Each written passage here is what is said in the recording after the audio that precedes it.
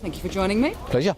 You're here to discuss the economy, specifically the Queensland economy. What are your thoughts on how the Queensland economy is tracking? Oh, look, it's doing reasonably well. It's got the huge boost, of course, from mining. It's got population growth, and with low interest rates, it's had some pushback from the government with job losses, and that's hurt confidence. But the Queensland economy is doing reasonably well. I think the Reserve Bank calls it growing on trend, maybe a touch below, but it's in reasonable shape. So do you think, how do you think the Queensland economy specifically is operating compared to perhaps some of the other economies around the country? Well, if you have a look at South Australia, Queensland and Tasmania, far better. Again, the added income from the mining is just such a positive thing. Of course, there's disruptions from the floods and so on, but retail sales are reasonable, and house prices have stopped falling, so they're positives.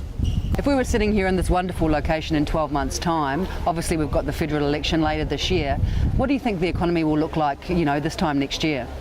Well, what I'm telling people is there are going to be better outcomes this year than last year. Last year was a tough year. There was a lot of background noise, both politics, overseas issues, the government squeezing all the lemons it had.